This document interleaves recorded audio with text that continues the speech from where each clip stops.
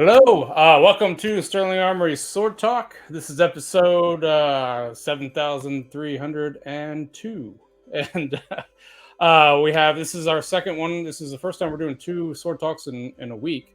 So New Year's kicking off very busy for us at Sterling Armory, and we have Phoenix cutting competition, which is the Valley of the Sun cutting competition, coming up this weekend, and we are so blessed to have two guest speakers on. So we have Brittany back on Tuesday, and then tonight we have another guest from Valley of the Sun that you'll meet in a second.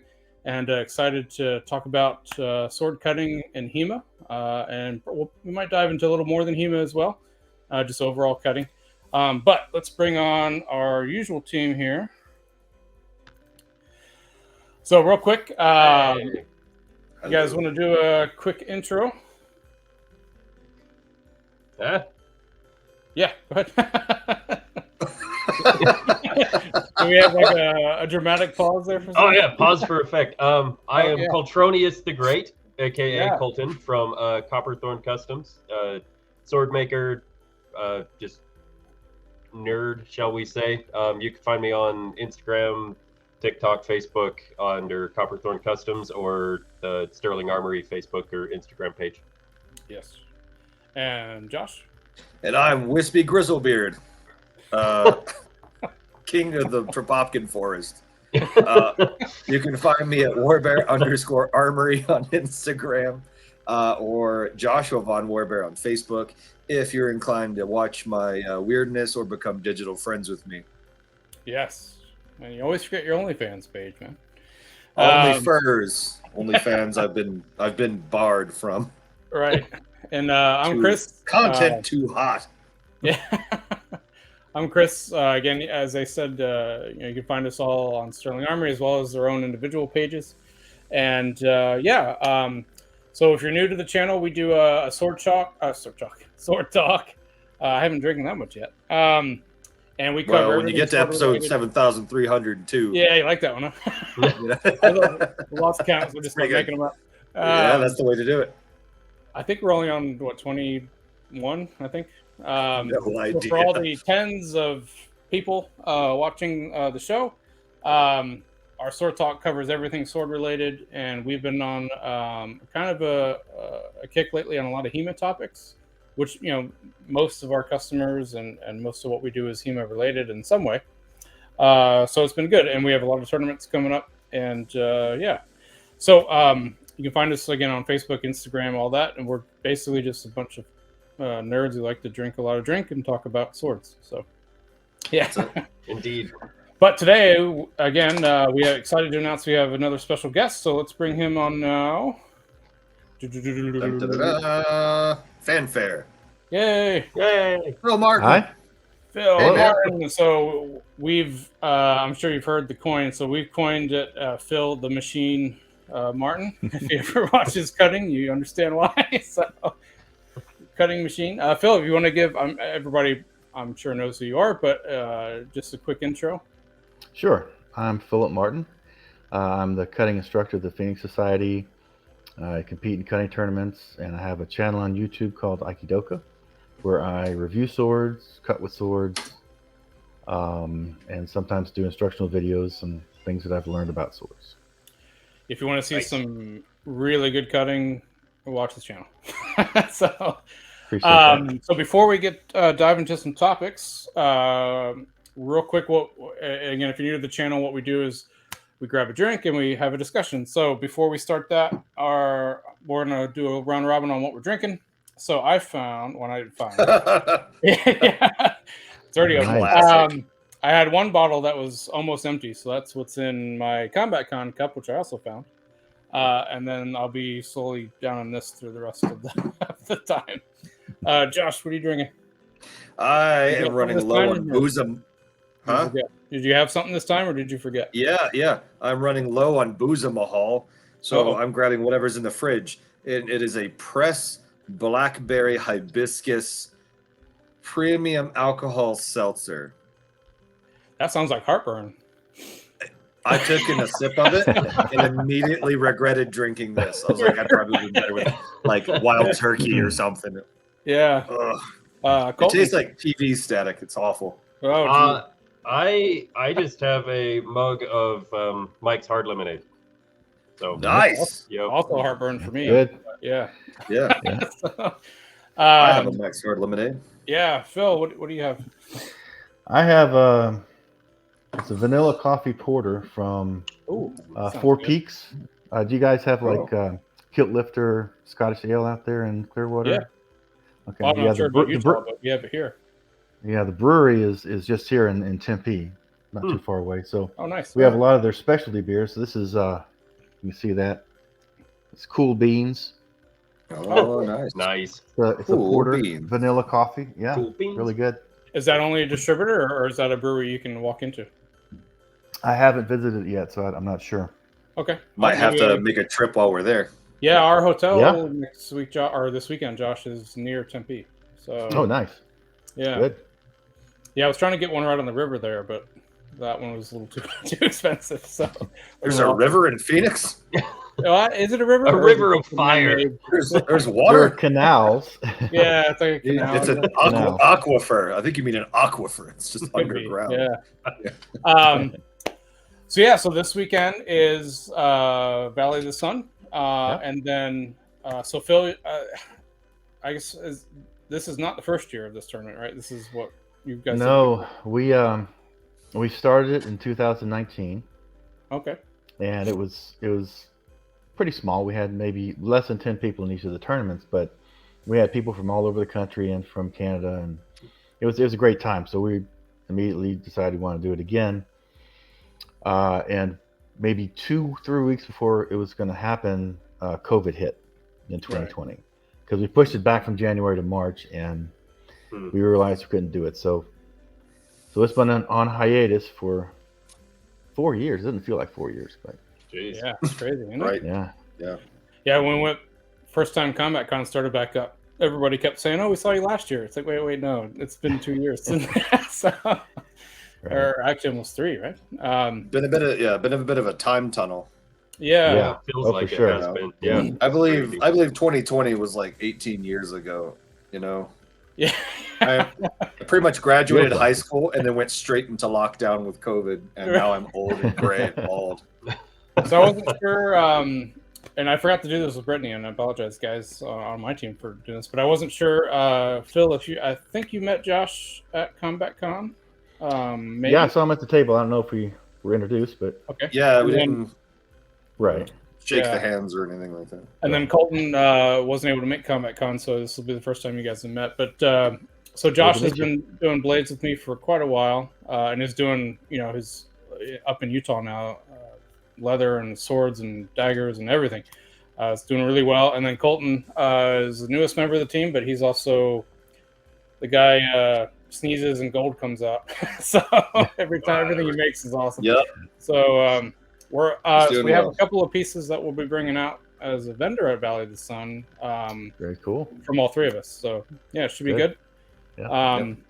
And then Colton is Josh. I'm not sure because you had to drop off before we got into this part with Brittany, but Colton's interested in learning more on cutting, and so we have Chad Healy in Phoenix, right near them. Who I think that's your nearest instructor, right?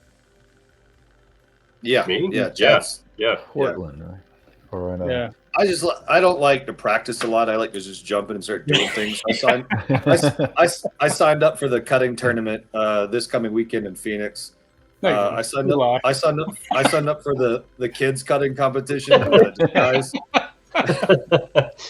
I've got a bald cap and a bald face cap too. I look like an Uga Chaka baby that was hit with super soldier serum. It's awful. Nice. And then, so Phil, for your background, I started asking you this before we went live, so I wanted to, I guess, hold it until we went live. So yeah, could you do? Because I was thinking you had a Japanese background just by Japanese cutting background, like Tommy Shigiri and Toyama Ryu stuff. Just by the way you move, because your control and your stance and your posture looks. I think you would do very well in a Japanese cutting tournament. So if not, win it. So yeah, if you can give a little bit on your background, I'm quite interested to know. Sure. So in my early 30s, I started training in jiu-jitsu, classical Japanese jiu-jitsu. Did that for 6 years. Really enjoyed it. Um, then I trained in Aikido for about a year and a half, and I was telling you the school shut down. Mhm. But that was actually my first exposure to cutting with sharp swords, surprisingly. In Aikido, you just use a bokken. You also use a short staff, a jo staff.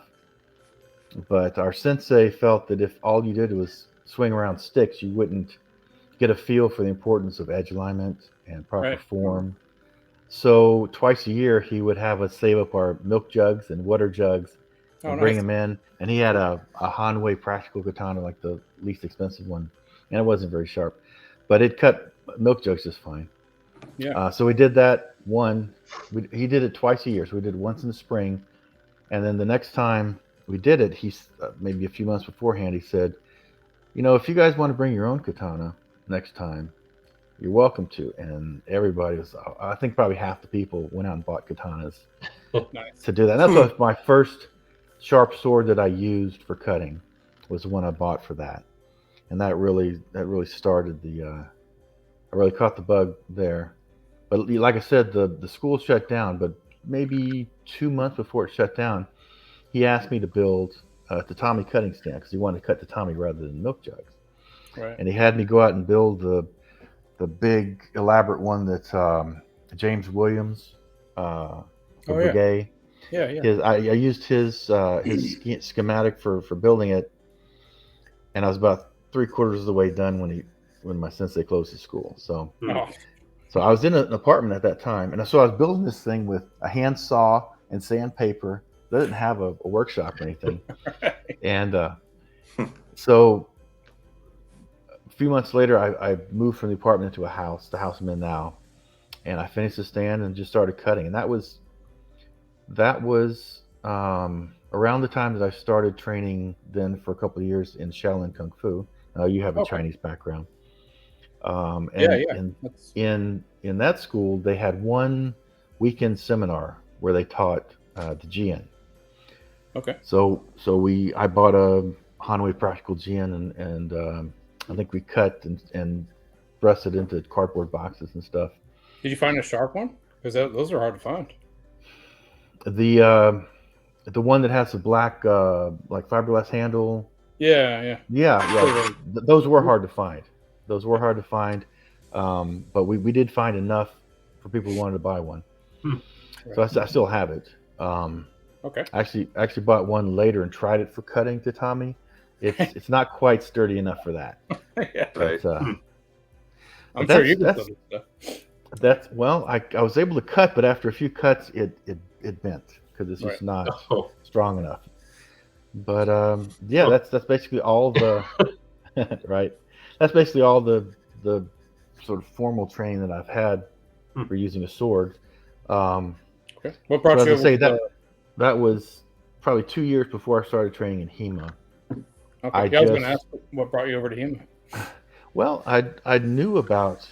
Well, first of all, when I got into my 30s, I wanted to train in a martial art. So I did that for a while, and I knew about historical European martial arts and was interested in it. But the Phoenix Society for a long time only had a class Saturday morning. I couldn't make the class on Saturday morning. But it was really when they started to expand and grow and had classes 2 or 3 days a week that I joined that club. And then I didn't feel like I wanted to do both Shaolin Kung Fu and HEMA. It's tough. I didn't have the time. Yeah. Yeah. So that's how I got into HEMA. But I've been cutting for a couple of years before that. Right. And immediately when I joined the club, I said, I was looking around, are they having any cutting tournaments? Because I'd seen like Mike Edelson out on the East Coast doing his cutting tournaments. So I got into that right away. Like within a few months of joining the club, I started cutting and then became the instructor for the club. Awesome. Because cutting wasn't big in the Phoenix Society before that. Yeah. So in the Chinese arts, did you get a chance to cut with Scott Rodell or any of those guys? I have watched him for years. I love his stuff. I've never met him. We've talked, just comments on Facebook, that sort of thing, and comments on his YouTube channel. Yeah. But I've never met him. But I like the stuff that I see him do. Yeah, he. I don't know if you saw. I talked with it shortly with Brittany, but so I trained in Chinese arts down here in Florida since '89, I think, and we did. Most of the stuff I do, I prefer dowel over the John, and our style is a later style. So the oxtail dowel is actually proper for the time period of our style, and we thought we knew what we were doing, and so. Come around, I meet Scott online and I see he's doing all the cutting stuff, and I was like, "Oh, can you come do a seminar down here?" And we flew him down to do a seminar, and he looked at everything we're doing. He's like, so he showed us the error of our ways and really helped us translate what we were doing to do it more properly. And like the nice thing was our forms had mostly the right movements in them. We were just interpreting those wrong. And so he kind of helped us interpret them right. And I still talk with him all the time. I watch all this stuff, and he's really really kicked off me cutting back in early 2000s, and then we started doing little cutting tournaments all around Florida and stuff here. So nice. Yeah, it was fun. It's I think a pretty small world between Chinese, Japanese, and the Western arts now in terms of cutting. So it's for sure. Yeah, it's nice to see. I was telling Brittany, it's like when cutting started in the Chinese arts, a lot of the arguments and discussions I'm seeing in HEMA now, I've actually seen those already on the Chinese side. So you're saying that was earlier, like in the early mid-90s or so? When I first met Scott, so we started cutting. Was it late 90s? Either late 90s or early 2000s. I'm trying to remember when that was. Probably early 2000s. When we brought Scott down. I honestly don't remember. I'll have to go back and check, but it was a long time ago. Cutting started getting big because I think a lot of guys who studied the Chinese arts also did either Toyama Ryu or different Japanese arts where they were actually cutting, and like, why aren't we doing this over here? Right. And it slowly came over, and it's been quite fun. Do you want to talk, I guess, a little bit more? So Valley of the Sun, obviously it's HEMA cutting, but I couldn't remember all the different. So we have open longsword, right? And then we have on Saturday there'll be advanced longsword and open longsword, and then on Sunday there'll be arming sword. Okay. Okay. It's 2 days. Okay. Yep.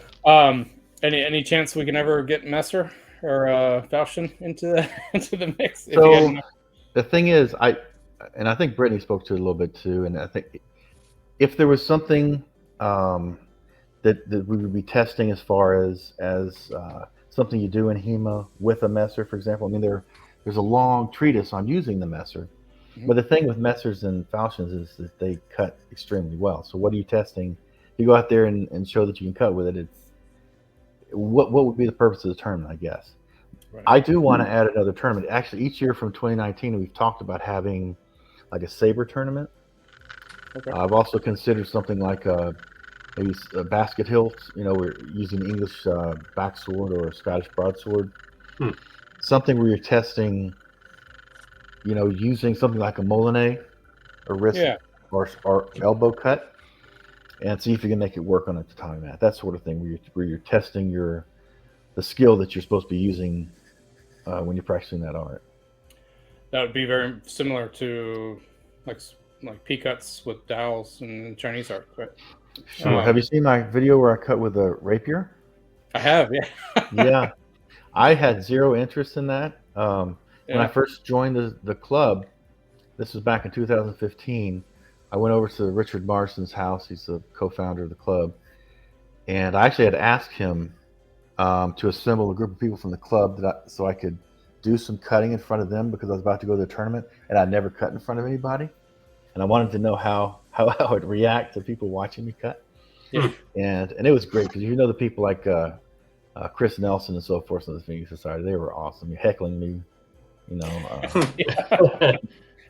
it was awesome. But at that weekend when I was there, it was Adam Simmons asked me, "Hey, you think you could cut a tatami mat with a rapier?"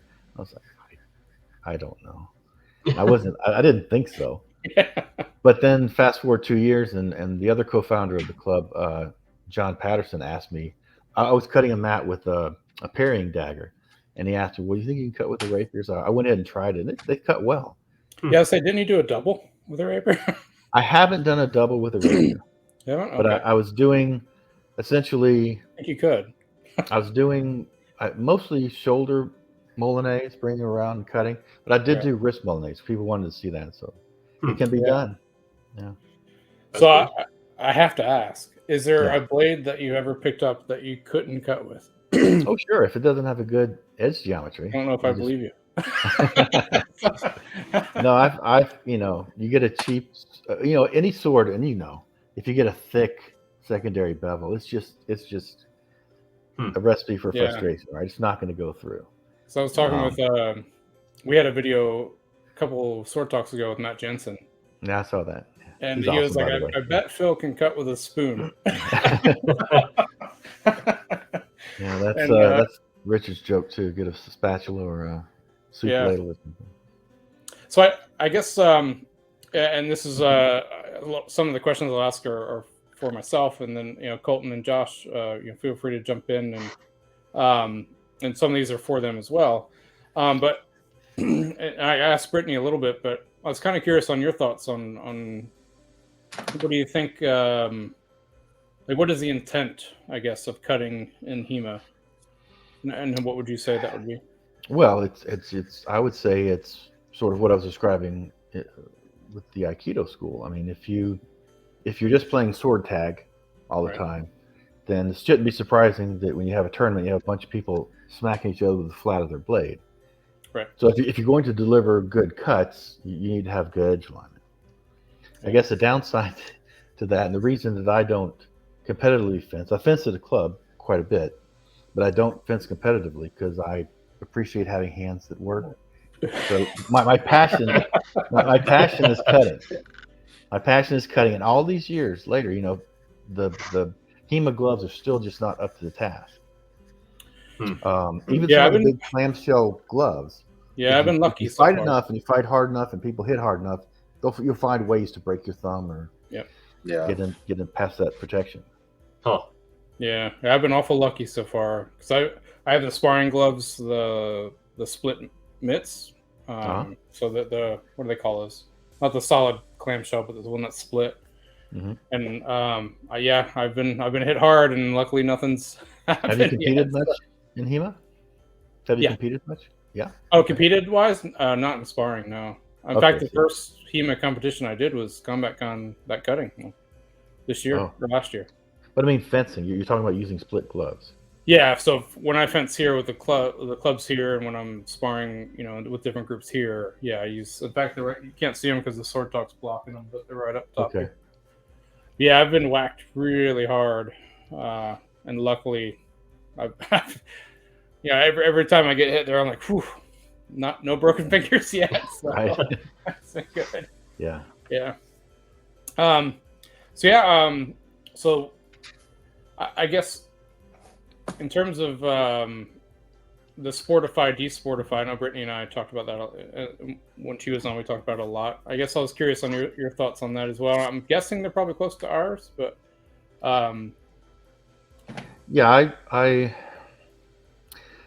So for years, I've competed against competitors using Principes and Alexandrias, and from the very beginning, I was lucky in the very beginning to become friends with Gus Trim, and he's been, I use my 16A.4 against those more specialized cutting blades, and I've found that I've been able to win tournaments against those. I would prefer personally if we use swords that were more like historical swords. Right. And that can go both ways. I mean, if you use a super long fetter, then it's not quite historical either. And there's some people who argue we should use shorter fetters or whatever. So my personal take is, I love the history of these weapons, and and that's a big part of sort of motivation for each new video is trying a new weapon and learning how to use it. just and the researching the history, so I understand how it should have been used. But I would prefer for things to be more historically based, as far as that goes. Not to use a purpose-built cutting tool. Yeah. And I've seen those in Japanese arts as well. Sometimes I was about to say katanas that are about that wide and super thin. Right. Yep. And everyone with their classical design katana comes up to the 7 mats and cuts about halfway through, and then the guy with the saya that's about this wide pulls out a blade about that wide and right through. Yep. That wouldn't be my preference. Right. Yeah. In fact, that's one of the things, and if I forget, remind me to ask you. And after we talk about the cutting stuff, is I wanted to talk about some of your reviews a little bit later as well. But sticking with the cutting stuff, so how many tournaments? You've been doing tournaments, I guess, in HEMA for quite a while now, huh? Oh, am I going blurry? Yeah, my first tournament was 2015, at SoCal, and I've been competing pretty regularly since then. And particularly at SoCal, but just in general, it's been a steady progression. I have a lot of bronze medals. And just recently I've been accumulating a few gold medals as well. But awesome. Yeah, it's I've enjoyed it, and I think attending, that's another thing about going to cutting tournaments. Training to do well at the cutting tournaments, if the organizer has identified important aspects of form, or like you say, having a good angle, or having the mat, you cut the mat and it just drops straight down to the ground. Training for that makes you a better sword wielder. Makes you better at fencing. So I think that's been valuable for me, just getting better using swords, going from tournament to tournament. The variation has been good. Some people focus on some things. I remember I went to 2016 Long Point, and that was interesting because Mike Ellison, his cutting stands, the spike, it was just a sharpened portion of the spike that was sticking out of the stand.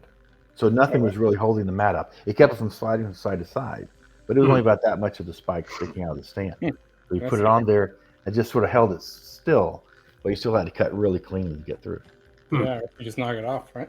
Yeah. I don't think I've ever seen that. Interesting. Yeah, it was interesting, surprising. And that's another thing, is that going from advanced cutting tournament to advanced cutting tournament, and I guess they have the invitational cutting tournaments. For a while there, it seemed like everyone's trying to one up each other. Right.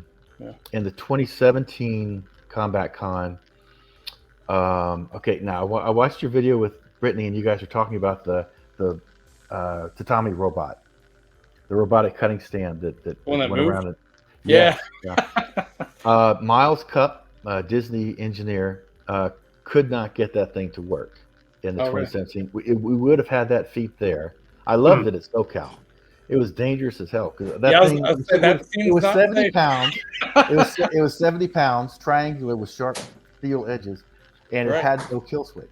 So if it started going in the direction of people, and it was not under control, the instructor would get out of the way, because they would do some damage. I guess, but it was a lot of fun.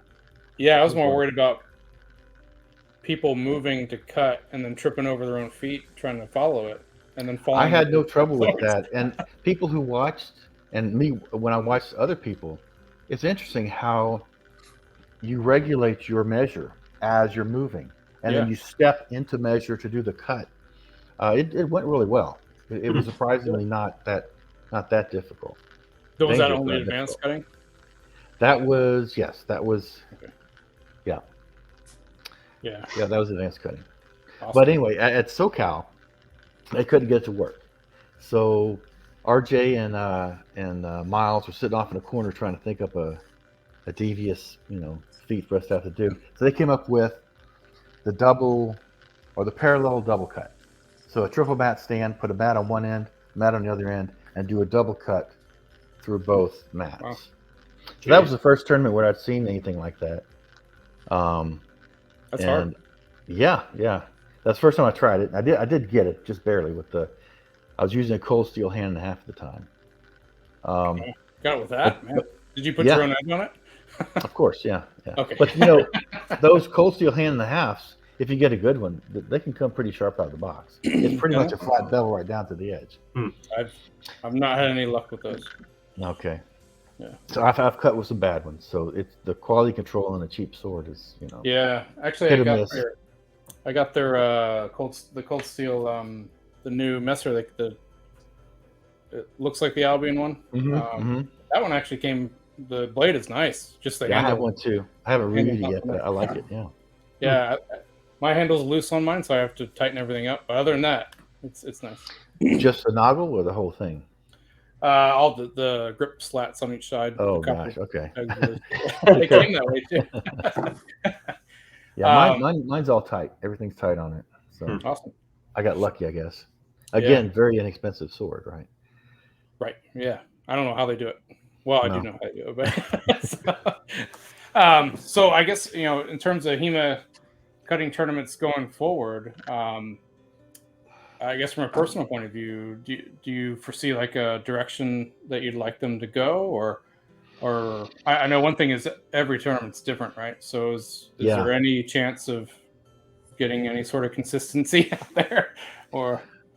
I hope not. No, I mean, you go from turn to the tournament, you get unique experience. You go from That's true, Combat Con, which I think is probably. When you mentioned there were some things that are more advanced than you'd seen at a Japanese cutting tournament, right? Mm-hmm. But in other ways, it's kind of similar to Japanese, right? But then you go to SoCal, and he's doing things like, I don't know if you saw the final round of feet there, where he had the triple mat stand again, and he had one mat with a 1-inch wooden dowel all the way through it, so a full-length dowel. And he put it somewhere on the triple mat stand. You didn't know where because he put a 2-foot wide sheet of paper in front of it. I did see that, yeah. Yeah, which I thought was awesome. Because that means you can't focus on cutting perfectly in this little space. You have to do your whole cutting arc well, because you could contact the mat here or here. And it's not just a mat; it's a wooden dowel too. So right. Jeez. So that kind of imagination. That's I think that was mainly Sean Franklin, and he's brilliant. I love his feats. Yeah. Yeah, he has a sword. Are you on his sword STEM? Yeah, for sure. Facebook page? Yeah, I don't know if Josh or Colton, if you're on that, but there's a lot of cool information on there. And Phil and I are also engineers, so we. What the? Hi, Tari. Josh grew an extra hand there. Yeah. But yeah, Phil and I are engineers, so I think we have the same science brain where we love diving deep into the nerdiness of sword science. So yeah. Okay. Yep. So there's your nerdy science side of there. Here's my level of. Here's your cutting. Here's my cutting down here. So here's my question: what's the best fruit to cut? Best fruit to cut. Yeah. Yeah, I don't know. I mean, I saw your. Fine. I saw your pumpkin cutting video, which is awesome. The Arms and Armor one? Yes. Arms and Armor. I did. Arms and Armor. Yeah. I'm tempted to ask you to do a professional Mystery Science Theater 3000 review of our really shitty cutting videos. Yeah. I thought it was great. But pumpkins, of course, and most fruit, you could cut with a blunt. Right? Sure. Because it just splits it apart rather than cutting it. Right. So I don't know if you've tried this, but I found it on accident. This was back when I was still doing the Chinese arts. And it was during a Halloween, but for some reason I had a pumpkin in a freezer, and I don't remember why. But I had pulled the pumpkin out of the freezer because we were throwing it away after Halloween. And I was like, well, instead of throwing it away, I'm just going to cut it. But it hadn't fully thawed yet. It was still mostly frozen. And when I cut that thing, man, it felt like a tatami mat. It was very satisfying to cut that thing. And I was like, ooh. So it was a big pumpkin. I did spaghetti squash. Spaghetti squash was very, very firm to cut. It felt like a human skull kind of deal. You know what I mean? Gratifying. Or not frozen? No, it wasn't frozen at all. It just offered a lot. That reminds me, the last time I was at your place, I left some ham. Call it November. November, I left some ham in your fridge. Feel free to throw that away. I'm sorry. I just kind of caught my brain. I wouldn't remember. Pretty sure I did. If you haven't, don't eat it. Yeah. Actually, on that same note, so tatami obviously got very expensive. Have you tried doing bamboo cutting? That has changed. The only bamboo cutting that I've done A friend of mine who has a school. Do you know Russell Mackler? Yeah. Wasn't he Yeah, the other? big. Yeah. He looks like a bodybuilder. He runs a Filipino martial arts school. He invited me over to cut with a friend of his, and we cut hard, like glass hard, old bamboo. Oh, that's tough. Yeah, thankfully he provided the swords because they were damaged afterwards. The edges were chipped and rolled. Yeah, green bamboo is much easier to cut. I would love to. I actually talked to John Pope. I don't know if you've seen his videos. Yeah. I know John. He has massive bamboo growing near his house, I guess. And some people, I think, like Scott Kanakuni and other people have asked him to harvest some of it and send it out. So I would love to cut it. I haven't done it though. No. Yeah. But you have? Have you done it? I have. Yeah. So the Chinese arts kind of transitioned over to mostly bamboo cutting when tatami got expensive. And this was, I mean, tatami used to be $1 a mat, right? 10 years ago. Now it's nowhere near that. And so when tatami got to $3-4 a mat, that was expensive to us. Oh, okay. So now it's $15. It's like, what? Yeah. But yeah, the prices are not that anymore. Yeah. But not that anymore. Do you know about the group in Tucson that's importing now? No, but they probably get from the same. Like on the scale of Mugadachi, they're going to bring Dan Cup. Is it new or used? New mats from China. New mats? Oh, yep, very similar to Mugadachi, and he's going to sell them for $7 a mat. Oh, good. So yeah, our Nihonzashi group. If you're familiar with them, I think. Absolutely. Yeah, they My got first cutting sword was sharpened by Nihonzashi. Okay. Yeah, they got their supply back, so their supply chain is now reestablished. I have some used Japanese tatami from them. Much more difficult to cut, right? It is. It's really heavy. Yeah. So yeah, I started bamboo here in Florida. It grows everywhere, and I have a farm not far from me, and basically the farm doesn't control the growth of their bamboo, so it kind of grows over their property lines. And they're like, "Please come, sure. More stuff Please come get some bamboo." Yeah, so I it's up to 2 inches. Some of it is even bigger than that. But cutting bamboo is nice. It's a little harder than tatami at first, especially if your edge alignment is off just slightly. Then you'll bounce right off of it. But if your edge alignment's right, it feels just like tatami. My only issue with that, or one of my issues with that, is that tatami, since you're cutting each individual little grass fiber, it's going to trace the trajectory of your cut exactly. So you're going to see if you scoop it. I mean, you could probably tell in bamboo if you do, but I mean, you can see the exact trajectory of the cut. Yeah, depending on how green it is. If it's very green, you can see your scallops really easily. The drier it gets, the more once you start cutting it, it'll just break instead of tracing your cut. So you got to cut it pretty fresh. Right. But yeah, bamboo kind of grows everywhere. I don't know if it would grow in Phoenix, but it usually grows everywhere. I thought about it because I mean, I have a little bit of grass in the backyard that I have sprinklers for. So if I put bamboo back there, it probably would grow. It probably love all the sunshine. So. Yeah. It's a nice thing is, I mean, it grows fast and it replaces itself and makes nice fences as well. So I mean, so the Chinese arts kind of went to that. They do use tatami still, but I think for the most part it's bamboo. And Scott Rodell really championed that. I think Scott lives on a bamboo farm. I think that's part of his home. So I know he has acres upon acres of green bamboo. That's huge. And it's really nice. I guess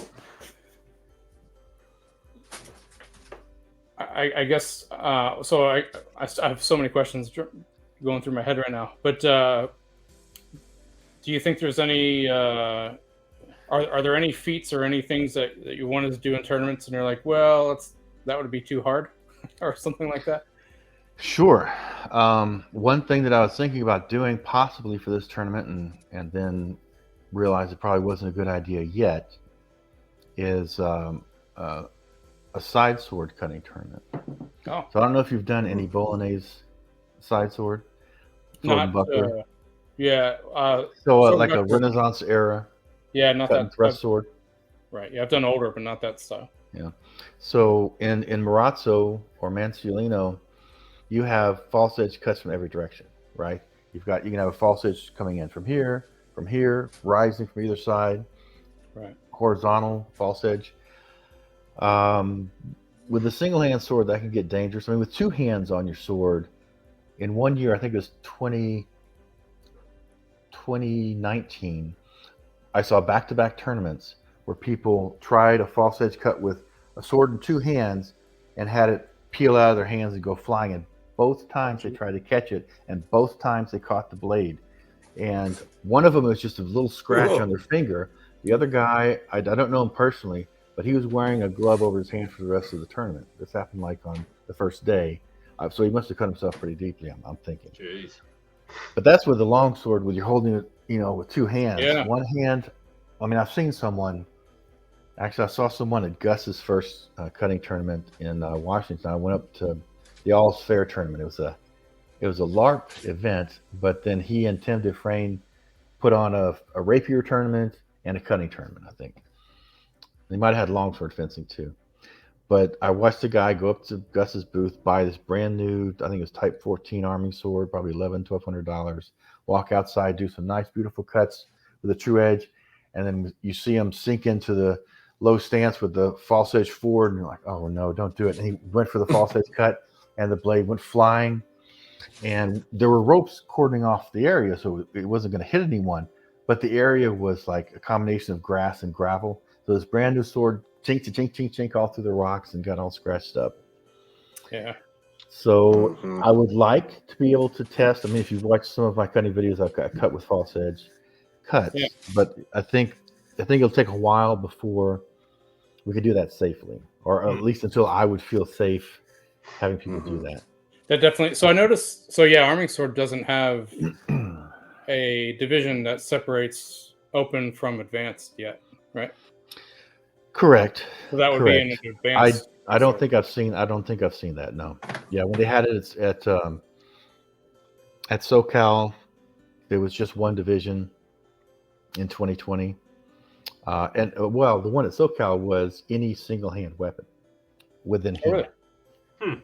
Does that include messers and falchions? Yep. And so the second and third place people used a messer. I used an armory sword and won the tournament. But nice. The messers, yeah, if you have and RJ and Sean designed the tournament to not just focus on cutting. They had feats where you'd have a tatami mat with balloons behind it. And you had to thrust through the mat and pop the balloon, and then cleanly withdraw the sword, and then thrust through and pop another balloon, all 4 balloons, and then perform the 4 basic cuts on the mat. Huh. That's pretty cool. Surprisingly, the messers stabbed through the mat really easily. They can thrust pretty well. So depends on the shape of messer, but yeah, they can. Yeah, well, one of them was the Albion Soldat, and the other was another. I'm not sure who the maker was. I think RJ sharpened the sword, but they did well. Awesome. Yeah, I think they would. They're usually quite thin on the tips too, right? So the thrusting is, yeah, that's true also, yeah. Awesome. I had, right as you were saying that, Gus, I think, mentioned that this is his last event. Is that right? That's what he said. I guess he's bringing a lot of blades. So he's bringing, it's like 16 or 17 blades, something like that. So if you guys are watching this and you want a Gus trim blade, get to Valley of the Sun tournament because there's going to be a lot. Yeah, Gus has been super generous and supportive of my cutting career and also any event that I run. I mean, for years now, I bring 3 or 4 loaner swords from Gus to SoCal, to Combat Con, and of course they'll be here for people who don't have a nice sword. Can just walk up and use a $1,200 Angus trim sword to cut with. Yeah, which is really nice of him to do that. Yeah, and were you at Comic Con? You guys were using them during the class, right? As well.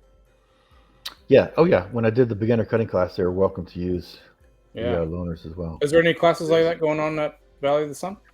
So at the Valley of the Sun, if you register in any way, you get 2 mats to cut anytime during the event, above and beyond the tournaments. So if you take a class, there'll be several classes there, and you learn something that you want to try on a mat. Well, you've got 2 of them to try sometime. As soon as there's a stand free, you can just go spike a mat or get permission to do it. Make sure, but you can go and do some cutting. My thought is probably after the Armory Sword cutting tournament on Sunday, I'll try and help anybody who wants to, beginner cutters who want to do some cutting then. And everybody has 2 mats, so yeah. Yeah. So Josh, if you want to cut some mats. Yeah, I was a little abashed and shy. I wasn't say anything, but I would love to learn for use in my future very exotic and fantasy themed cutting videos.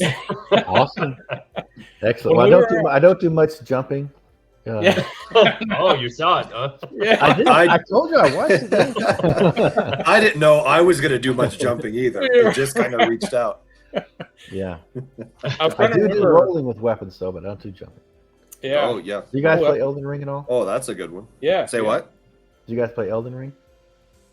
Oh yeah. Josh plays, yeah. No, I have not. What a beast of a game. That and all of the Dark Souls. They're all made to just hate your own life.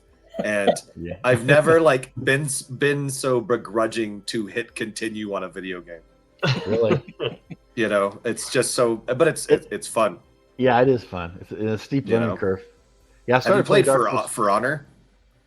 I haven't. I've seen it. Yeah, it looks very cool. It's HEMA Call of Duty. That's really all it is. Nice. I recommend it. I think you might like it. HEMA, it's Japanese arts. There's Viking, Japanese, Chinese warlords. There's pirates. There's knights. But yeah, they all break it down into 3 basic attack categories: high, left, and right. But the way they've got it is actually a pretty decent system. But fun. Cool. But what were you saying? You started playing Dark Souls when? When I joined the Phoenix Society. And what I liked is you can go around and fight these monsters with a sword and buckler or a long sword. And to do well, you have to understand the core concepts of timing and distance. Absolutely. And rolling. Always rolling. Yeah. Rolling, parrying, and blocking are all very. If you don't do them, you die. You can't. I've played tons of hack and slash video games. Yeah. I played the new Fallen Order Jedi game, very much like that, where it was hack and slash, but it's not that. It's a parrying video game. You have to wait for opportunity. You have to roll out of the way. You have to block. And for as frustrating as it is, nothing has ever felt so rewarding when you're mashing the button. And you do the parry and it throws them off, and they open up, and you're like, "Oh, the time is now!" Nice. I get excited. Yeah, Josh, I've never gotten very good at that. Oh, I've done the guard counters where you block with a big shield and then do a strike, but I haven't done the parries.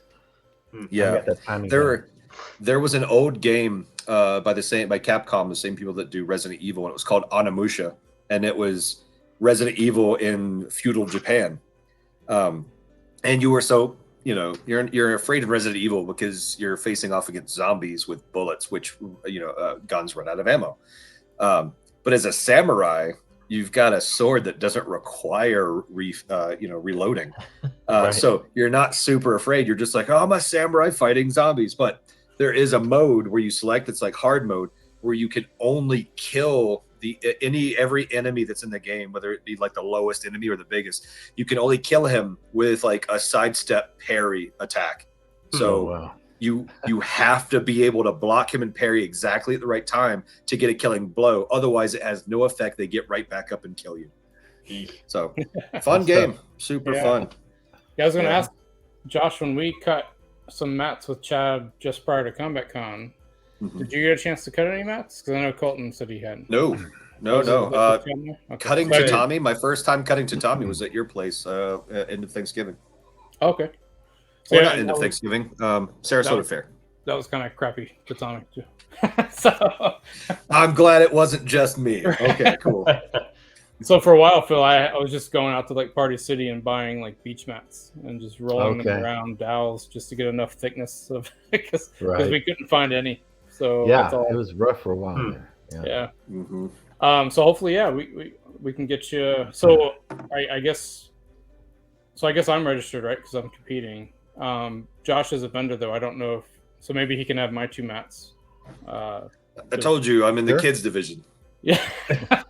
Yeah. 10 years old and under. Guys. So basically, for us as makers, right? So the more you use your blades, I think the better understanding you get behind being a maker as well. Mm-hmm. And actually, another question I wanted to ask is, so in the arming sword division, I guess, are there rules that state what the definition of an arming sword is? Like, could somebody enter that with a Viking blade? Would that be okay? No, it's not an arming sword. So Viking swords, no, we're not allowed. I mean, there are no treatises. We're practicing HEMA, so you got to have a sword, from the medieval period or the Renaissance period. So it has to be medieval. So a double-edged cruciform hilt. Okay. Basic definition of an arming sword. The grip shouldn't be, super long. I don't know if anyone's tried to do an arming sword competition with their long sword. I guess it could be done, but no. There's a lot typically. I would say there's a lot of 18As that are the grip is only 6-7 inches, so you could put a second hand on it, but it's much easier to use single-handed. So I don't know if that would count or. I don't know that I've seen any rules about that. I don't have any in mind, but I do have a rule that says your blade is subject to my approval. So right. So Colton had. Sorry. So if you come to the tournament, bring an arming sword, a double-edged, straight, cruciform hilt sword. Yeah, Colton had a question. So he has a Type 18 blade. But he did a more fantasy hilt on it. He was I know when we were talking with Brittany, we kind of asked if that would be okay, and weren't sure. So yeah, I don't see a problem with it really. I mean, there are certainly guards that curve forward and right. So it's a bit fantasy-esque, but it is. I wouldn't really have a problem with that. I mean, it's got a pommel. It's not a type that was in the Oakshot typology of but sure. No, yeah, and she mentioned that I guess some tournaments do require it that it comes right out of the Oakshot typology. Yeah. So cool, awesome. Alrighty. So do you guys have any other questions for Phil or anything? I was going to switch over to the reviews. Okay. But if you have any other questions on the tournament stuff, what's your favorite video game? Right now it's Elden Ring. Okay, you're stuck on that pretty hard. It may soon be Diablo 4. I was obsessed with Diablo 2 for years and years and years, and now I have it again for my PlayStation 4. 2, yeah, nice. You ever play Witcher? I downloaded it on the PlayStation. I played it some. I've never really gotten into it. Josh got me hooked on it. Now I can't. Oh yeah, yeah. You start with 3. I start with 3. Yeah, Witcher 3 is the best, and I have to physically put my PlayStation in a different room and lock it in a closet so I don't keep playing. Yeah, it's real good. Yeah, you answered most of the questions I would have had, so I was like, shit, what can I come up with? So I'm not smart enough in this world of HEMA stuff to have good questions. So I'm just like, Yet. Yes. Yeah. Caveat. So I guess have you been to any events, any HEMA events? The Salt Lake Open, I was up at that one, but no cutting was happening there, which I definitely am leaning more towards the cutting side of this. I find it more interesting. I've not done any martial arts of any kind really. I just like making them, and I'm just I would like to know how to use them better. So that's where I'm at. It's certainly not a prerequisite. I mean, you can learn as you go. Yeah, for sure. So, have you done any tournaments over in Europe, by the way, at all? I have not. The only tournament outside the U.S. that I've gone to is the Victoria Highland Games. Okay. In I don't think British Columbia. I was talking with Brittany about this. I think offline. And I was trying to think. I was like, "Wow, I know of a lot of tournaments over there, but I'm struggling to think of cutting in those over there." Yeah, they haven't put an emphasis on cutting nearly as much as we have here in the U.S. Which is funny because, a lot of the Chinese art stuff, the cutting in Chinese arts really sprung from Scott Rodell when he was going out to Estonia and those areas, and they love cutting. So, Right. and then it kind of got big over there, and then it got bigger here later. So Chinese cutting is very big over there. But Cool. yeah, I was surprised that I was thinking on it, and I was like, oh wow, yeah, I really don't know of any. I'm sure they exist. Yeah, I don't know the reasons for it, but yeah, it's just that's the way it is right now. Anyway. Like especially in the UK, like the laws there, you can't even have it in your place. Yeah. So, yeah. Alrighty. So last question on the tournaments is, I guess for you personally, do you have is there something in the HEMA cutting that you would like to see that maybe doesn't exist right now, that you want to get added into the curriculum or anything like that? The only thing that comes to mind really is like I said, the side sword cutting, develop that more. Eric Lowe is going to be teaching at our event, and I think he's from North Carolina, but I think he's run a tournament that had side sword cutting, so I like to see that more. That was my first art that I really, and the art that I've really studied the most of the Phoenix Society is Marazzo. Both the sword and buckler and Marazzo's great sword, which is a blast also. Yeah. And also very dangerous. Yeah. So I asked Brittany if anyone's attempted to use a great sword in longsword cutting, and she said yes. So I think at the one point someone did and damaged the carpet at whatever event. Oh, no doubt. And that was the end of that. And I think most places have a limit of maybe 38 or 39 inches. More than that, and especially if you're cutting like a combat con in a nice ballroom, you don't want to be slicing up the carpet any more than we already do with 35-inch blades, right? Right, yeah. That's a whole nother. Yeah, there was a couple at combat con where I was like, ooh. Yeah. That's a whole nother cutting event that could be its own thing, right? Great sword cutting. It'd be interesting. Could be. Different feats, right? Yeah. Yeah. So jumping over to your sword reviews, one of the things I definitely wanted to ask is, are there any blades or any blade types maybe that really jumped out at you, that surprised you, that you didn't expect? Oh, well, I mean, LK Chen with what he's done as far as researching all these Chinese blades that I had never heard of. I had never, and the very first one that I reviewed was probably the most interesting. It's probably why they started sending me so many blades to review. The Dragon Sparrow is the one where almost the whole handle is inside the scabbard. Oh yeah. Almost like a Russian shashka, where you have to snag. It's got a big bronze ring on the end, and so when you draw it, you have to kind of snag it with your pinky and then draw the sword. And that was neat. And I never heard of that. I never knew that they had a Chinese sword like that. Yeah. And then he sent me things like the Song Dao, which is like a big meat cleaver, and then the Song Jama Dao, the horse chopper. Yep. Those are interesting. Something like that really starting to turn into a polearm more than a sword, though. Right. Yeah. Yeah. Yeah. In fact, if LK Chen would have existed in the early 2000s, or maybe they did, I just didn't know about them, but that all of our competitors in Chinese arts would have been using those blades. For sure. For sure. Really good. In fact, I have their oxtail Dao here. I actually did some work for them. So they would send me a couple blades, including that one. This is the prototype, actually. Oh, come here. Yeah, I remember you fixed one of the blades that another reviewer damaged and then sent to me. You notice the gray? I remember. I actually saw your review when you talked about it, and I was I sent them. I was like, "What is that?" So on mine it looks like iron, the way they finished it, but that's like gray paint. Yeah, it is. It's gray paint, and I was like, "Guys, I love the blade, but you can't do the gray paint." So I think they switched it to like a black anodizing, I think, or something like that, or black paint maybe. But yeah, I mean, this blade is gorgeous.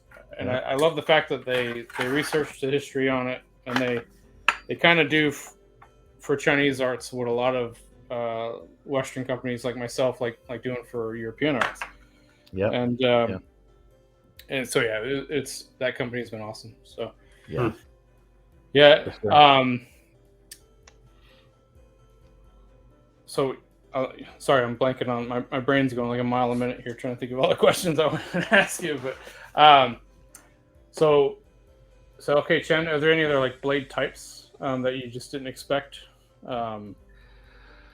Well, over the past few years, I've learned a lot about Filipino blades. They're fundamentally different. You take something like a barong that has, up where your thumb and index finger are, they have just a round, smooth metal collar. And then below that, still pretty skinny, and then it flares out. And so all of your edge alignment, your control of the blade, your power generation, it's all in your pinky and ring finger, basically, in your middle finger. Yeah. And that caused the first time I cut with one, it cut through the mat fine, but the line through the mat was like this, because I wasn't controlling the edge alignment, because I was used to using thumb and index finger to control it, and that does nothing on a sword like that. So yeah, and that's been interesting. Yeah, that was the one thing that surprised me with some of the Japanese art. So a lot of the Toyama Ryu guys, it's all pinky and thumb, right? And then your index and middle finger are just there to kind of guide it, but your strength is in your pinky and thumb, or pinky and ring finger, your strongest fingers for sure. Yeah. Yeah, and then in the Chinese arts, the way Scott teaches, it's your middle two fingers and your thumb, and then these two kind of guide the, just kind of relax on there. That was also very different for me, and so learning on those was quite different. And then the Filipinos, it's the curvature of the blade too, right? That really gives you your edge alignment, even though your handle's wrong. On some of them, yeah. Like I say, when I picked up that barong, there was nothing helping me other than gripping with my pinky and ring finger, because it's just sort of leaf shaped, and then a relatively straight handle with the flares. Some of them have a forward curve to them, like the one. That's what I'm used to. Yeah. Yeah. They're usually pretty thick too, right? The spines are pretty thick on those things. Usually, yes. Yeah. Usually, a lot of those swords are a combination tool and weapon, carried around for oak chopping things in a village, maybe butchering, and then if you need to defend yourself, you have that weapon as well. Yeah. So they're thick and tough usually. Yeah, Filipino arts are really big here in Florida. There's a big conference every year where a lot of the Filipino martial art communities come together, and they actually did sword cutting a couple years ago, before COVID, when they met up, and I got a chance to watch some of that. That was pretty cool. So, what they cut? They were cutting bamboo. Okay. Yeah, and they were growing some huge bamboo they brought in. They would cut it in chunks, and they would stack it between they had two different wood stands, and they would just stack a bunch in, and they would do vertical cuts down and see how much they can get through. Okay. It's kind of interesting. And then they had ones where they would just one guy would just throw a piece in the air and just pop it real quick and do cuts that way. That was fun to watch. Right. And also spray the audience with bamboo. So, nice. Yeah, it was pretty fun. I also want to ask, so kind of going back to the side sword without kind of going back to the tournament stuff, but I guess kind of. But so in side sword, I guess if you stick with Marazzo, your side sword's kind of defined, but side sword is a very broad definition, right? So you could have some really chunky, wide side swords, right? I suppose, yeah. There would have to be some definition of what fits that bill. But I mean, yeah, there's going to be a big difference if you get something narrow that's almost a rapier versus a wider sword like the Arms and Armor Town Guard or something that has that's what I was thinking of. base. I just popped in my head and I was like, "Oh, that's a." Well, I would love to have one of those. I'll probably eventually end up getting one because it's a gorgeous sword. Are they coming out to Valley of the Sun? No, I invited him. At the last minute, though, he did donate a prize. I need to. Oh, he did. I'll do some cutting with it and announce it. But I mean, I can announce it now. It's a Dane axe. Oh, really? Wait, are we getting an exclusive? They're type M Dane axe. I just opened it today. Oh wow! Brittany and I are going to cut with it tomorrow, I guess. Trying to get a video out before the tournament. Nice. And that'll be a prize for one of the tournaments. That's very cool. And it didn't make it out. I know you asked Nathan, and I kept on him, but he didn't come down this time. They're They're quite busy guys. Yeah. I felt But bad. they've been so generous, and Yes. and Mike Sigmund has been generous, and of course Gus has been generous. The Yep. first Valley of the Sun, we had an Albion Cressy as a prize for the advanced cutting that was donated by Mike Sigmund. We had Angus Trim Army Sword that was a prize for Army Sword that was donated by Gus. So they've been very, very, and the 2020 Arms and Armor donated a Dusac trainer, but then we didn't need it because we canceled the tournament. So they still let me keep it and use it as a prize for Combat Con. Okay, Nice. That's one of the things that I really love about the HEMA community in general. And Josh and I talk about this every time we go to Combat Con. Yeah. The community is awesome. Like, we love hanging out Yes. with Mike and Brian Kuntz and all those guys. And Yeah. And when Nathan's They're there, the best part he's- of HEMA, that's for sure. yeah, everyone's great. And Yeah. I think that gives it a, well, I think I have to be careful I say this because the Chinese arts and the Japanese arts are kind of the same, but a little different, if you know what I mean. Yeah, but the HEMA crowd has been great, and we definitely love hanging out with everybody, and yeah, just a good group. Yeah. And that's definitely what draws us to, to keep doing what we're doing, and yeah, it's been awesome. Totally. Very All right. Well, I think we're just a little bit over the hour. We don't want to keep you too much longer here, so I guess Chuck. Yep. Got it. Oh, so bad. Before we drop off, I guess some final questions. So are there any sword reviews you got coming out pretty soon that you're really excited for that we haven't seen yet? Or are any swords that you want to review that you haven't had a chance to review yet? My backlog of sword reviews is terrible. I bet you're like Matt Jensen. Yeah, they're just backed up forever. Unfortunately, it's starting to be like that. I saw his video where he talked about, look, vendors, it's going to be, if you send me a sword, it's going to be a while before I get to Right. it. Yeah. Like a year. But it's not that bad for me yet. But I have some Albions I want to review. The Count. Oh, cool. There are a few others. I picked up one of their Gladius, one of their Pompeii Gladius, so I like to test that as well. So yeah, there are other sword reviews coming for sure. Have you done any Gladiuses before? I have not. Yeah. I did a reproduction of a Sika. There was basically one of the swords from that Spartacus series on Stars. Right. And it cut just fine when I put a good edge on it. I did some Sika and buckler cutting actually. It works just fine. But I haven't cut with the Gladius yet. Yeah, that's So a whole I'm other looking question a whole other topic, I should say, that I was going to dive into, but we're probably a little too late for it. But sword sharpening, that's a whole topic in itself. Oh, yeah. Right? For sure. So maybe what we'll do is we'll set that up as another sword talk topic entirely. And That would be great. That could take quite a while. It definitely could. Yeah. That was when I started cutting with European swords. That's when I had to learn how to sharpen, because the swords that I was buying, they weren't Albions or at the time or Ancients, of course. They were a Hanwei early medieval single hand sword that I learned how to sharpen by hand with sandpaper until it was sharp enough to cut with. So they dull out pretty quick, or it's a little bit softer. It's probably only like 48 on the Rockwell hardness scale. So yeah, it dulls faster, but it can take a really, really sharp edge. That's great for cutting little plastic bottles. But did you ever use any of the Tinker Line stuff? Did I what? Did you ever use any of the Tinker Line stuff for cutting at all? The Hanwei Tinker? Yeah. The early medieval single hand sword was my first European sword. Oh, was it? Okay. So that was a Tinker one. Okay. I have. I've also cut. I know Josh uses a bunch of the long sword blades, right? For your swords. Yeah. Oh yeah. It's hit or miss. Exactly. Yeah. And sometimes it'll feel good in the hand, and you go to cut with it's like right. Yep, that's exactly it. And sometimes you'll get something so sharp it's dangerous right out of the box. It's impossibly sharp. And other times it's like it doesn't even start getting sharp until halfway up the blade, and that's not even sharp. And sometimes you'll get like a Dark Sentinel and you're like, wow, this thing is a razor. That is insane. And then other times it's like, okay, it's a blunted Dark Sentinel. That's cool, I guess.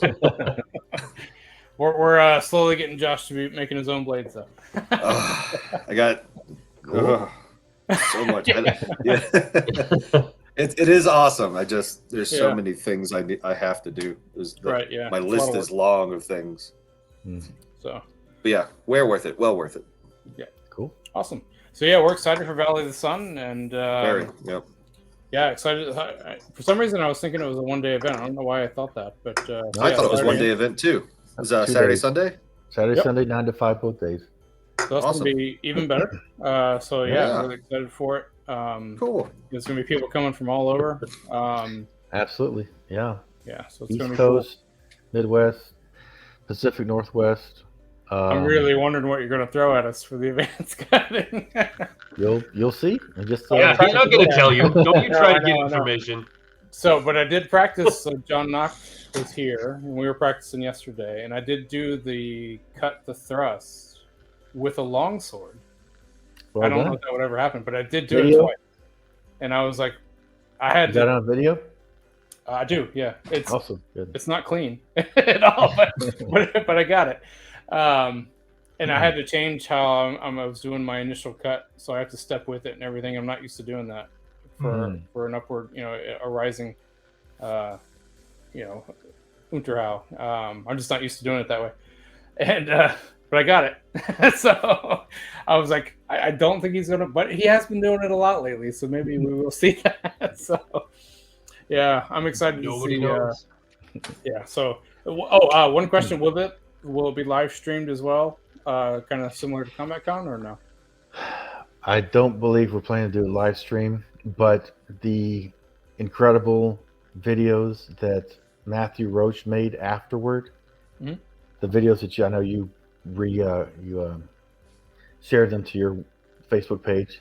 He's going to be he's bringing two cameras. One's going to be awesome. The 4K high quality video, and the other's going to be just doing 120 frame per second slow mo. Oh wow, that'll be cool. It's going to be like professional quality video. That's what he does. So that'll be accessible or to everyone afterwards, or you know how that? Well, we're going to publish it on YouTube. And yeah, I mean, if you want your footage, like Brittany wanted her footage, we provided to her so you can make her own video. So I'm sure we can do that for you as well if you want. Nice. Well, yeah, Matthew Roach, he's actually moved recently to Syracuse, New York. So he's flying all the way out here from Syracuse. Oh wow! To compete. Awesome. I'm excited to see that. So yeah, one of the Japanese groups here, actually the big one here, Nihon Zashi, they were doing slow mo. They got one of those really nice slow mo cameras. And some of the slow-mo cutting footage they got it was really cool, but also very eye-opening when you watch yourself in slow-mo. You're like, oh, that's terrible. So it really helps learning, I think. Yes, for sure. That's really why I started filming, was so I could look back and say, because I was not good. I hadn't had any training. All I'd done is watch other people. Pretty sure you were born good. No, go watch those videos. There's years worth on there and awful. But watching people like Mike Edelson, also Sensei Famal, and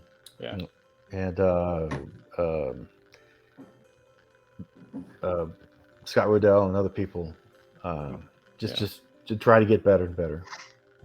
Yeah, awesome. Well, thanks for spending the time with us today, and excited for the weekend. I'm assuming you're going to be quite busy this weekend, right? Yeah, I'll be judging the whole time, except Sunday afternoon. Is Russell coming down as well to judge, or no? He'll come down, but I think Brittany's husband Kyle is going to help me judge. He helped me judge the first Valley of the Sun. Okay. So he'll do that again.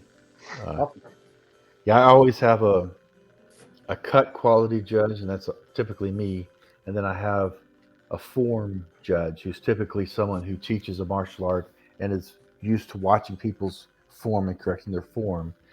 Because both of those, if you've read the rules, you get penalties for both. Yeah, so I didn't know that before Combat Con.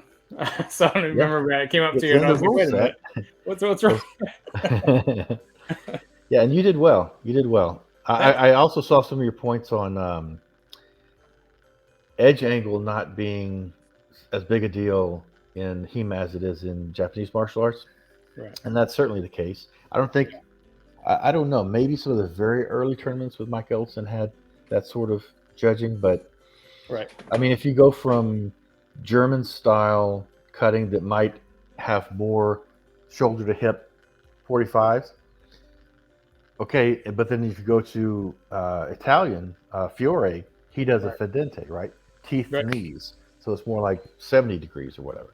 Right. It's mainly about control. We could emphasize it more because it's not about 45 being the perfect angle. It's about, can you control your angle, whatever it is, if it's 30 or 45 or 60, can you control it? Right.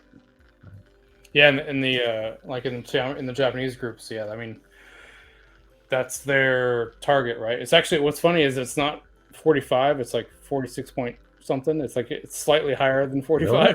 Okay. Yeah, and the joke is I'm trying to remember the name of the main sensei out of that group, but his idea of 45 was not quite 45, but because he was a elder sensei, he was right. Yeah, he's the right one. So you do what he says.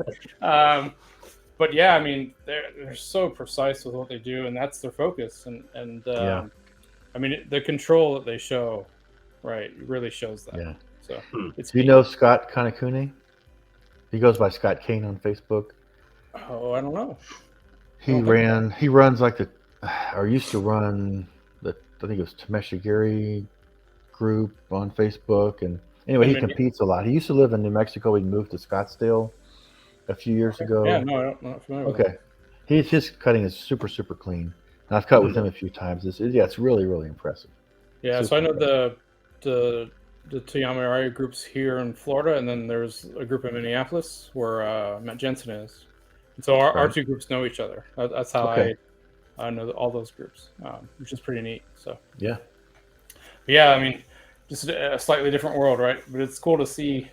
I think I was talking with Brittany. I think if an outsider were to watch like a Toyama tournament versus a HEMA tournament, they would probably, I think they would say, like, yeah, the Japanese arts seem to have better control of their entire body and their blade, but the HEMA tournaments are doing a lot more stuff.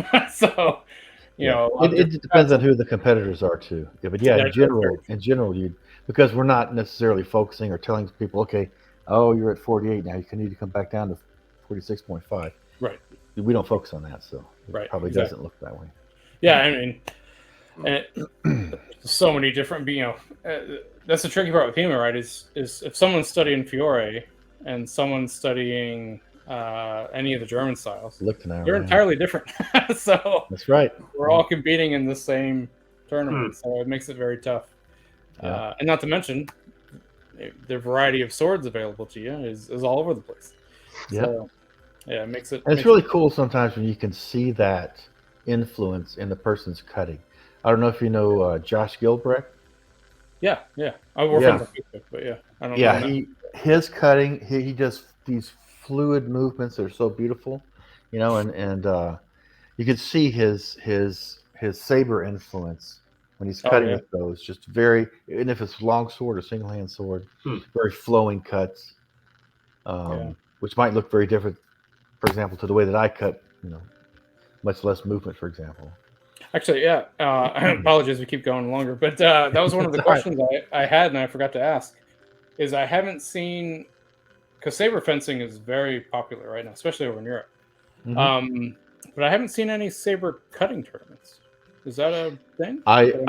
We would have had something in 2020. It probably would have been a challenge more than a tournament. Like, here's a feat. Anyone who completes the feat can go to the second feat, and then everyone who does all 5 feats gets a gold star or whatever. But it didn't happen. That might be what I do next time. Okay. Because I'd like to have a saber cutting tournament, and you can certainly focus on things that are specifically saber related. Start from a certain stance and do a moliné and cut the mat. Yeah, for sure. what's neat about that is that's, I think, one of the only divisions where you could have people cutting with actual antiques, because some people with sabers still do. When RJ had that any single hand sword you want to use tournament, someone brought an antique saber. It didn't do very well because it wasn't properly sharpened, I don't think, but they brought one and tried to use it. So in the Chinese arts, before we started getting good Chinese blades, we would actually like find like broken 17th, 18th century, 18th, 19th century saber blades, and put a Chinese handle on, and that was our cutting sword. Nice. And for a while, that's what we had as cutting swords, because especially in the late 90s, early 2000s, you could find Civil War era either American blades or blades from anywhere in England for like $300, and it's an actual blade. And now you can't find that. Right now they're at least $1,000. But at that time, it's like, well, why would I buy a replica when I can buy an original saber blade? Sure, yeah. And just it may be just the blade, and I just put a handle on it. Mm-hmm. So some of the Scots, like when Scott came down for his first seminar with us, 3 of the 4 cutting blades we had were old saber blades, probably American Revolutionary saber blades. They're a bit older, and he just put a makeshift wrap handle on them, and you're looking at it like, what is this? But then you cut with it, and like, ooh, that cuts really nice. And so it was quite funny. Those times are gone, but the world of cutting has been fun. So, well, thanks again for joining us, Josh, Colton. Hopefully you guys learned a little bit, and I certainly did as well. And Phil, thanks for joining us again. And if we do the sword talk for sharpening, I definitely want to reach out if you have some time. And and if there's any topics that you would like as well for us to bring up, let us know. We have tens of people watching this channel. I'm one of them. I've watched at least half your videos. Thank you. Yeah, hopefully it grows, but slow growth, I guess, is better than no growth, and that's where we're at right now. We're still pretty new too, so right. But yeah, excited to have you on. And anytime, like if you think of something and you're like, "Oh, this would be cool, sword talk," please let us know. Yeah, we'll do. And we're also hoping to record at least one at the tournament itself, so we can have stuff going on in the background while we're doing it. But hopefully we can do it. It didn't quite work at Combat Con, so we tried. It just didn't really work. So hopefully it works this time. So cool. Alrighty. So also on the closing thing, I'll boot everybody out. We'll do the closing thing, and I'll bring everybody back on. So if you can hang out for just a little bit longer, we'll catch you after here. Sure. Alrighty. Well, thanks for all the audience, everyone watching. Hopefully you hung out for this hour and 20-ish minutes. And if you did, thanks for joining us. And hopefully you had a lot of fun with this, and audience as well. If you have any topics you want us to talk about, please comment. And any comments for anything we've talked about today. There were some really good comments on the one with Brittany. So I'm assuming whoever watched that is also watching this one. So keep the comments coming, because they've been great. So thanks again, guys. And we will catch you guys next time. All right. Oh, wait. Yeah, I said that. Outros. I almost forgot outros. Yeah. Probably because I've had too much of this. Copperthorn Customs. I'm out. Josh, outro. Warbear_Armory on Instagram. Joshua Von Warbear on Facebook. Colton. Copperthorn Customs on TikTok, Facebook, Instagram, or Sterling Armory page. Awesome. So those will be linked below. And then, Phil, anything you want us to link in our comments? Sure, you can link my Aikidoka channel on YouTube. Will do. Yep. Are you on? Can you link Facebook or Instagram or anything like that? Facebook, I'm just Phillip Martin on Facebook. Do you want that linked? Or I might have a Instagram account, but I haven't done anything with it. So that's same with me. I have a Sterling Armory and a personal Instagram, and there's a few pictures on there, but I just don't have time to keep up with everything. So I get that. Okay, so with that, now we can actually do the outro. So thank you guys for joining, and find everything in the links below, and we will catch you guys next time. Bye. Bye. Yeah.